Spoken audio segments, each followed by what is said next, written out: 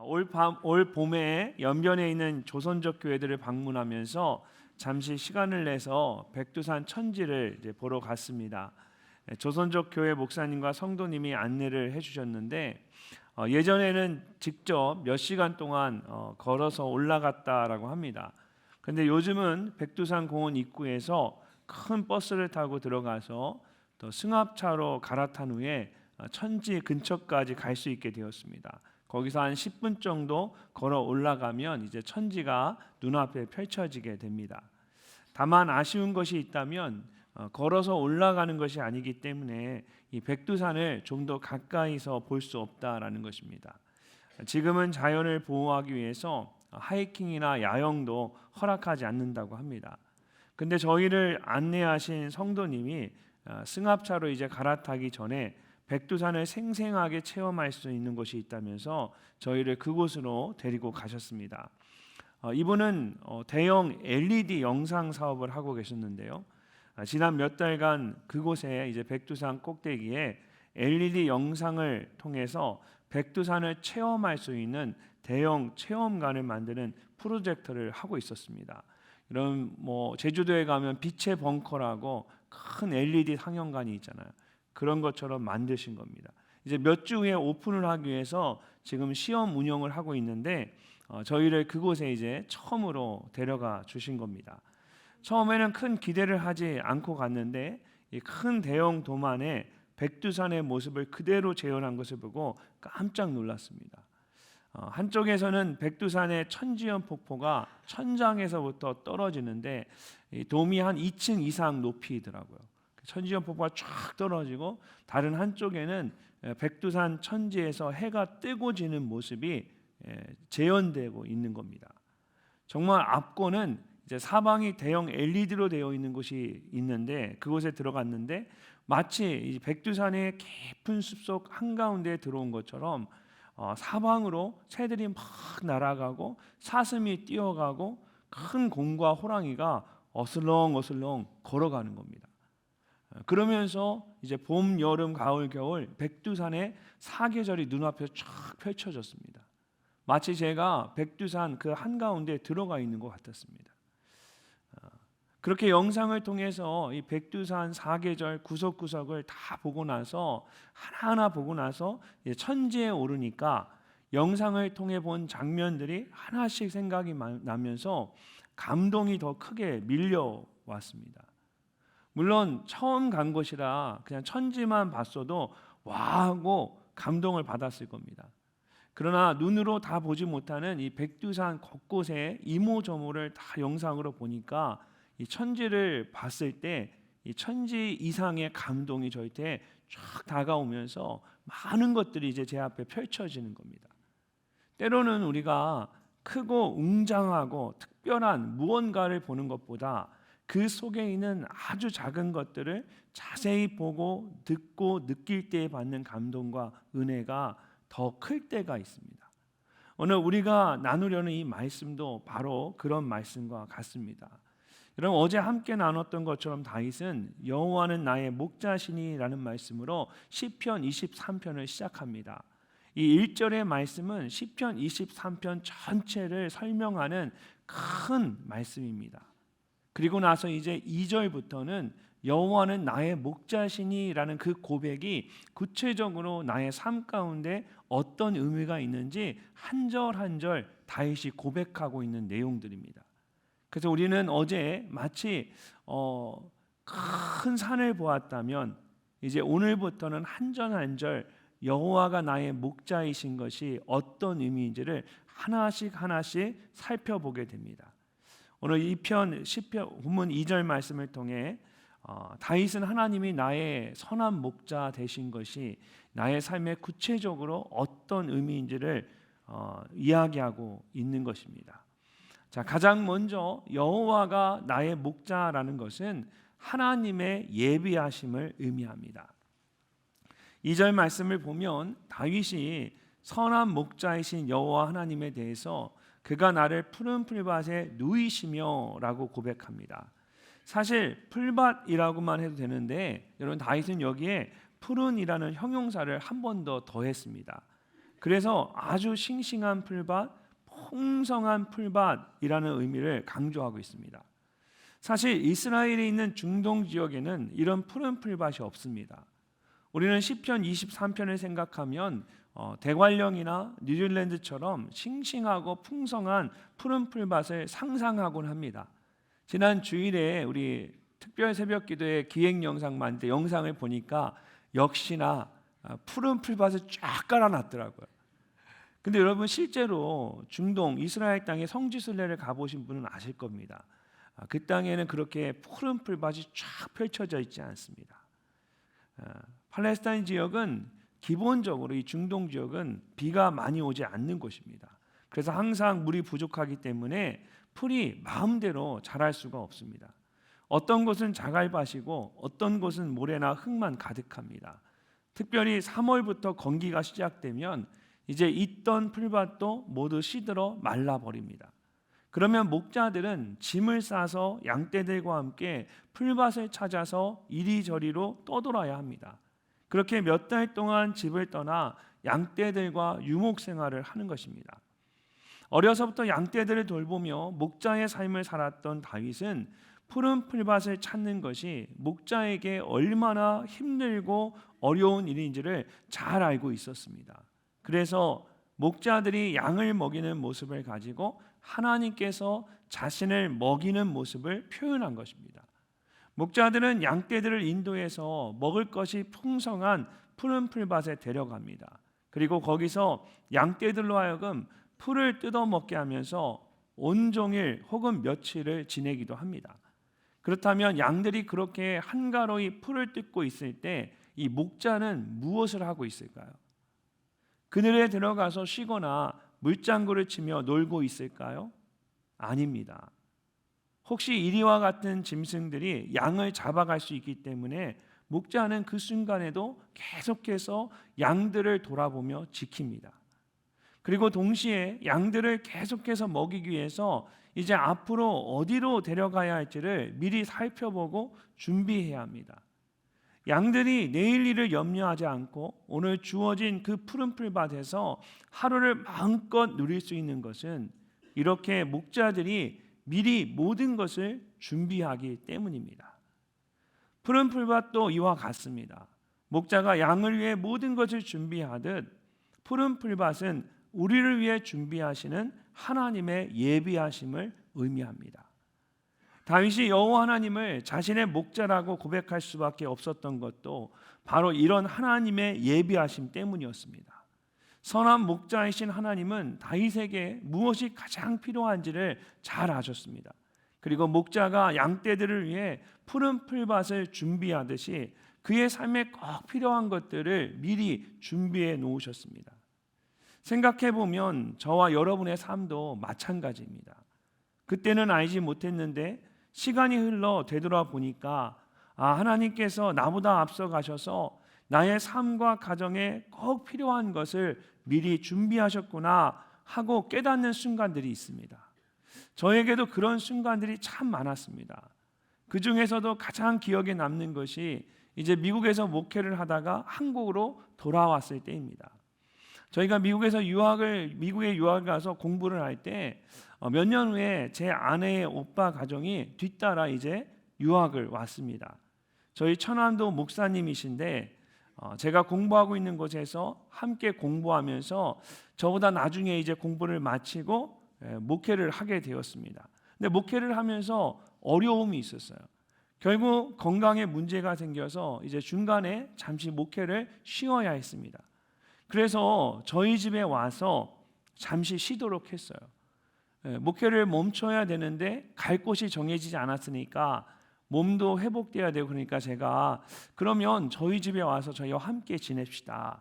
그렇게 그 가정이 저희 집에 와서 2년 동안 저희 가족과 함께 지냈습니다. 주변에 계신 분들이 뭐라고 했냐면 함께 사는 게 정말 괜찮겠냐 이러면서 저희를 너무 걱정을 하시는 거예요. 근데 감사하게도 정말 2년 동안 큰 어려움 없이 잘 지낼 수가 있었습니다. 그리고 저희 천안 목사님 가정이 많이 회복이 되어서 이제 다시 목회를 하러 떠나게 되었습니다. 그때까지만 해도 저는 단지 제가 그 가정에게 선한 일을 했다, 그렇게 저는 생각했습니다. 근데 몇 년 후에 저와 제 아내가 한국에 목회를 하러 들어오게 된 겁니다. 저희 세 자녀들이 저희 없이 미국에 남게 되었습니다. 그때가 첫째가 대학교 3학년이고 둘째가 고등학교 3학년, 그리고 막내가 중학교 2학년에 올라갈 때였습니다. 동생들이 이제 중학교와 고등학교를 졸업할 수 있도록 고3 아이가 이사를 갈 수는 없잖아요. 그래서 그 둘째가 졸업할 때까지 대학생이었던 저희 큰딸이 1년간 이제 동생들을 돌보며 공부를 해야 했습니다. 그리고 둘째가 대학에 들어가면서 이제 남은 막내가 저희 처남댁으로 가게 된 겁니다. 그리고 그곳에서 지난 4년간 잘 보내고 이제 고등학교 졸업을 앞두고 있습니다. 얼마 전 저희 처남댁에 통화하면서 이야기를 들어보니까 저희 막내가 그 집에서 위에 옷을 다 벗고 다닌다고 합니다. 그러니까 외숙모 앞에서 이 녀석이 다 큰 아이가 팬티만 입고 다니는 거예요. 그만큼 가족처럼 편안하게 지내고 있는 겁니다. 다른 두 아이들도 저희 처남 부부를 얼마나 잘 따르는지 모릅니다. 우리나라로 말하면 여러분 구정이나 추석같이 미국은 큰 명절이 이제 크리스마스와 땡스기빙, 추수감사절 연휴입니다. 그럴 때면 저희 처남 가정이 저희 아이들을 다 불러서 챙겨주고 같이 지냅니다. 그래서 저희가 아이들과 떨어져서 멀리 한국에 있어도 그냥 마음이 편안하고 오늘 우리의 삶 가운데 이 목회 가운데 전념할 수 있는 거예요. 근데 어떻게 이런 일이 가능하게 되었을까요? 모든 것이 하나님의 예비하심 때문이었습니다. 천안 가정이 힘들었을 때에 저희 집에 와서 2년간 함께 살았던 것이 사실은 하나님께서 저희 가정을 위해 준비해 놓으신 놀라운 예비하심이었습니다. 우리는 그때까지 앞으로의 어떤 일이 펼쳐질지 모르니까 그냥 좋은 일 한다라고 생각했던 겁니다. 그런데 그 시간이 저에게 꼭 필요한 시간이었고 그 시간을 통해서 하나님의 준비하심, 예비하심을 경험할 수 있었던 거죠. 여러분 오늘 만나는 사람들에게 잘 하시기를 바랍니다. 그 사람이 언제 어떻게 여러분의 인생에 하나님이 예비해 놓으신 귀한 선물이 될지 잘 모르는 겁니다. 사실 저는 그때 정말 제가 천안 가정을 위해서 희생한다 생각했어요. 여러분 아무리 처남이라고 해도 한 가정에 같이 사는 것이 왜 불편하지 않겠습니까? 나중에 보니까 정말 하나님의 놀라운 예비하심이었습니다. 이처럼 하나님께서는 우리가 생각하지 못한 것까지도 아시고 미리 예비해 주십니다. 비록 힘들고 어려워도 우리가 끝까지 소망을 잃지 않고 살아갈 수 있는 것은 바로 그런 하나님의 예비하심 때문입니다. 다윗에게는 선한 목자이신 주님에 대한 그런 분명한 믿음과 확신이 있었던 것입니다. 그가 나를 푸른 풀밭에 누이시며라고 말할 때 누이시며라는 말에서도 그런 다윗의 믿음과 확신을 알 수 있습니다. 여기서 누이시며라는 말은 라바츠라는 히브리어 단어인데 들어 눕게 하다, 푹 쉬게 하다라는 뜻을 가지고 있습니다. 여기에 이제 죄기적 용법을 사용해서 강제로 눕히는 것이 아니라 양이 스스로 눕게 하는 것을 그 의미를 강조하고 있습니다. 양을 치는 목자들의 이야기를 들어보면 양들은 쉽게 눕지 않는다라고 합니다. 만약에 힘을 써서 강제로 눕게 하면 오히려 끝까지 버텨서 더 눕힐 수가 없습니다. 그래서 양들을 풀밭에 눕힐 수 있는 가장 좋은 방법은 스스로 눕게 하는 것입니다. 실제로 직접 양들을 돌보며 시편 23편에 대한 강해를 쓴 필립 켈러 목사님의 양과 목자라는 책에 보면 양들을 스스로 눕게 하려면 4가지 정도의 조건을 충족시켜 주어야 한다고 합니다. 가장 먼저 배가 불러야 합니다. 금강산도 식후경이라고 양들도 배가 불러야 눕는다라는 거예요. 배가 부르지 않으면 절대로 자리에 눕지 않습니다. 먹을 것을 찾기 위해서 계속 서성이게 됩니다. 우리도 배가 고프면 잠을 자지 못하는 것과 마찬가지입니다. 그래서 양들을 눕게 하기 위해서는 가장 먼저 그들의 배를 가득 채워 주어야 합니다. 두 번째로 양들 사이에 갈등이나 다툼이 없어야 합니다. 우리가 흔히 순한 양이라고 말하는데 사실은 그렇지 않습니다. 모든 짐승들이 그들 가운데 치열한 다툼이 있는 것처럼 양들 가운데도 다툼이 있습니다. 자기들끼리 서열을 정하거나 좋은 자리를 차지하기 위해서 다투는 것입니다. 특별히 양들이 짝짓기를 하는 때가 되면 정말 피가 나도록 싸운다라고 합니다. 그렇게 한번 뒤엉켜서 싸우기 시작하면 이 목자들도 말릴 수 없을 정도로 큰 싸움이 되기도 합니다. 심지어 그렇게 싸우다가 죽는 양들도 생깁니다. 이런 다툼이나 갈등이 없을 때 양들이 비로소 자리에 누울 수가 있습니다. 세 번째로 양들은 파리나 모기와 같은 해충들이 날아다니면 자리에 눕지 못합니다. 단지 귀찮아서 그런 것이 아닙니다. 굉장히 두렵고 위험한 일이 일어날 수 있기 때문입니다. 날파리 같은 작은 벌레들이 이 양들 사이를 어슬렁거리는 이유는 이 양의 코 속에 알을 낳기 위해서입니다. 양의 코가 점막이 있어서 축축하잖아요. 그러니까 거기에 알을 낳는 겁니다.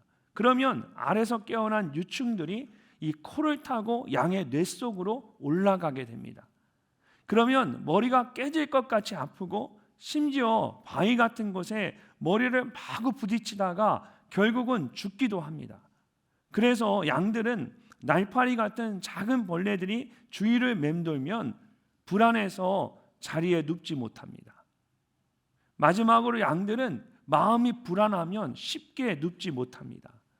양들이 언제 가장 불안해야 할까요? 목자가 보이지 않을 때입니다. 양들은 옆에 목자가 보이지 않으면 절대로 눕지 않습니다. 목자가 곁에 있어야만 비로소 안심을 하고 눕기 시작합니다. 결국 양들의 이런 모든 필요를 채워주고 그들로 하여금 스스로 편안히 눕게 할 수 있는 사람이 누구일까요? 그들을 배불리 먹일 뿐만 아니라 그들 안에 있는 갈등을 해결해주고 불안하거나 두렵지 않도록 그들을 돌봐줄 수 있는 유일한 사람, 바로 그들의 목자입니다. 목자 외에는 양들의 필요를 모두 채워줄 수 있는 사람이 없습니다. 오직 목자만이 양들을 편안히 눕게 하고 쉬게 하고 만족하게 할 수 있습니다. 사랑하는 성도 여러분, 주님이 바로 우리에게 그런 선한 목자이십니다. 선한 목자이신 주님이 우리에게 정말 무엇이 필요한지를 잘 아시고 그 모든 필요를 채워주십니다. 마태복음 6장 31절과 32절 말씀을 보면 예수님이 우리에게 이렇게 말씀하십니다. 우리 한번 함께 읽어보도록 하겠습니다. 그러므로 염려하여 이르기를 무엇을 먹을까 무엇을 마실까 무엇을 입을까 하지 말라. 이는 다 이방인들이 구하는 것이라. 너희 하늘 아버지께서 이 모든 것이 너희에게 있어야 할 줄을 아시느니라. 아멘. 무엇을 먹을까, 무엇을 마실까, 무엇을 입을까? 예수님께서는 이런 염려와 걱정은 하나님을 모르는 이방인들이나 구하는 것이라고 말씀하십니다. 사랑하는 성도 여러분, 선한 목자이신 여호와 하나님께서는 오늘 여러분에게 무엇이 가장 필요한지를 잘 아십니다. 목자가 양을 위해 미리 예비해 놓듯이 하나님께서 여러분의 삶 가운데 무엇이 필요한지를 아시고 가장 좋은 것을 이미 예비해 놓으셨습니다. 그러므로 여러분의 모든 염려와 걱정을 주님 앞에 내려놓으십시오. 그리고 그 선하신 주님께 모든 것을 맡기십시오. 선한 목자 되신 주님께서 여러분을 위하여 푸른 풀밭을 예비하시고 그곳에 눕게 하실 것입니다. 언제나 푸른 풀밭에 누이시는 주님의 예비하심을 기억하며 감사함으로 하루하루를 살아가는 여러분이 되시기를 주님의 이름으로 축복합니다. 두 번째로 여호와 하나님이 나의 선한 목자가 되신다는 것은 하나님의 인도하심을 따라 살아가는 것을 의미합니다. 양은 겁이 많은 짐승인데 그 중에서도 가장 무서워하는 것이 물입니다. 다리가 짧아서 수영도 할 수 없고 그리고 자칫 털이 물에 젖으면 무거워져서 물에서 빠져나올 수가 없기 때문입니다. 그래서 본능적으로 흐르는 물에는 가까이 가려고 하지 않습니다. 물을 좋아하는 분들은 이런 양의 연약함을 이해할 수 없으시겠지만 저처럼 물을 무서워하는 사람들은 양의 마음을 잘 이해할 겁니다. 제가 제일 싫어하는 말이 힘을 빼고 가만히 누워 있으면 몸이 물 위에 저절로 뜬다라는 말입니다. 세상에는 저처럼 그렇게 되지 않는 사람도 있습니다. 제가 예전에 한번 말했던 것 같은데 제 가장 친한 목사님 가정이랑 같이 바다에 이렇게 나갔다가 저는 웬만해서 바다에 가서 수영을 안 하거든요. 그래서 그냥 해변에 앉아서 그냥 파도만 보고 있는데 그 목사님이 그 서핑 보드를 가지고 그 위에 탁 앉아서 누워서 유유하게 이렇게 파도를 타며 수영을 하시는 거예요. 그래서 저 정도면 나도 할 수 있겠다 이 생각이 들어서 저도 이제 서핑 보드를 가지고 가서 그 옆에 서서 이제 보드 위에 탁 몸을 치렀습니다. 저희 아내와 그 사모님이 이제 비치에서 백사장에 딱 앉아서 저희 두 사람을 바라보고 있는데 너무 웃기다고 막 웃고 있는 거예요. 왜냐하면 그 목사님은 그냥 편안하게 유유하게 막 수영해서 쫙쫙 가시는데 저는 아무리 팔을 저어도 이 보드가 안 가는 거예요. 오히려 파도에 휩쓸려서 보드가 자꾸 밖으로 떠밀려 가는 느낌이 드는 거예요. 그 순간부터 갑자기 제가 분명히 서서 보드 위에 올라탔는데 그렇게 깊지 않은데 그 순간 밀려가니까 발을 못 내려놓겠는 거예요. 그래서 저는 그 보드 위에서 굉장히 심각했거든요. 내가 이러다가 저 바다 위로 저 태평양으로 끌려가는구나, 내가 이러다 죽겠구나 생각해서 저는 필사적으로 살아남으려고 온몸으로 이제 팔을 팍 젓고 있었거든요. 근데 저는 살려고 막 그러고 있었는데 발버둥 치고 있는데 저희 아내와 사모님은 저 해변에서 저를 바라보면서 막 웃기다고 웃고 있는 거예요. 제가 나와가지고 화가 나가지고 어떻게 그럴 수 있냐고. 예전에 여러분 저희 교회 옆에 우리가 교회 도룡동에 있을 때 교회 옆에 수영장이 있었어요. 아마 지금도 있을 텐데 제가 초등학교 학생일 때 그곳에 수영을 하다가 빠져 죽을 뻔한 적이 있습니다. 접시물에 코 박는다고 여러분 이 실내 수영장도 무섭더라고요. 제가 한쪽에서 한쪽 끝으로 갈 수 있을 것 같아서 수영을 했는데 어렸을 때 근데 제가 이렇게 아무리 해도 한쪽 끝이 제 손에 닿지 않는 거예요. 그러다가 안전요원이 저를 손으로 확 잡아서 확 끌어내는 거예요. 나중에 알고 보니까 제가 그 바로 앞에서 계속 허우적거리고 있었던 거예요. 그때부터 제가 물을 무서워하기 시작한 겁니다. 미국에 있을 때 지역교회 목회자 수양회를 큰 호수가 있는 곳으로 갔습니다. 그때 이제 작은 배를 빌려서 다 같이 호수 가운데 나가서 거기서 수영을 하는 시간을 가졌어요. 저는 물속에 들어가는 걸 너무 무섭고 싫었기 때문에 수영을 안 한다라고 했는데 이제 목사님들이 저에게 구명조끼를 하고 있으면 절대 물에 빠지지 않는다라고 하시는 거예요. 그래서 정말 용기를 내서 제가 구명조끼를 입고 물에 들어갔습니다. 호수 한가운데니 얼마나 깊겠습니까? 발이 바닥에 닿지 않는다고 생각하니까 갑자기 막 두려움이 몰려오면서 몸이 굳어지기 시작하는 거예요. 그러면서 제 몸이 점점 물속에 빠지는 것 같았습니다. 옆에서 목사님들이 괜찮다고 하는데 물이 제 얼굴에 살짝 닿을 때마다 숨을 쉴 수 없을 것 같아 무서웠어요. 그래서 죽을 힘을 다해서 배에 올라왔던 적이 있었습니다. 이렇게 저같이 물을 정말 무서워하는 사람이 있는 것처럼 여러분 양들도 물을 정말 무서워합니다. 절대로 흐르는 물에 들어가려고 하지 않습니다. 그래서 오늘 말씀에 다윗이 말하는 이 쉴만한 물가는 흐르지 않는 잔잔한 물가를 말합니다. 실제로 현대인의 성경은 이 말씀을 잔잔한 물가로 인도하시며 라고 번역을 했습니다.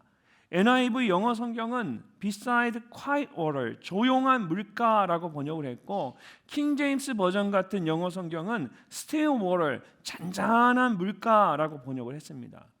목자들은 양들이 흐르는 물을 가장 무서워한다는 것을 잘 알고 있습니다.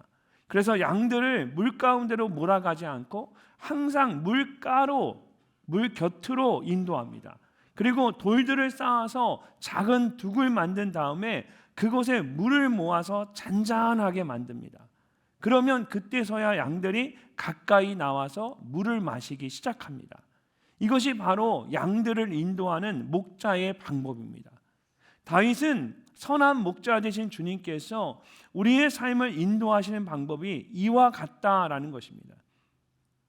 사랑하는 성도 여러분, 올 한해 여기까지 인도하신 주님을 생각해 보면 주님의 인도하심이 이와 같았다라는 것을 알 수가 있습니다. 주님께서 나보다 나를 더 잘 아셔서 내가 감당할 수 없을 것 같은 일도 감당하게 하시고, 감당할 수 없을 때에는 또한 다른 방법으로 감당할 수 있게 도와주십니다. 그래서 고린도전서 10장 13절을 보면 바울이 우리가 겪는 모든 시험에 대해 이렇게 말합니다. 우리 함께 한번 읽어보도록 하겠습니다. 사람이 감당할 시험 밖에는 너희가 당한 것이 없나니 오직 하나님은 미쁘사 너희가 감당하지 못할 시험 당함을 허락하지 아니하시고 시험 당할 즈음에 또한 피할 길을 내사 너희로 능히 감당하게 하시느니라. 아멘. 사랑하는 여러분, 주님은 언제나 신실하게 우리를 인도하시는 선한 목자이십니다.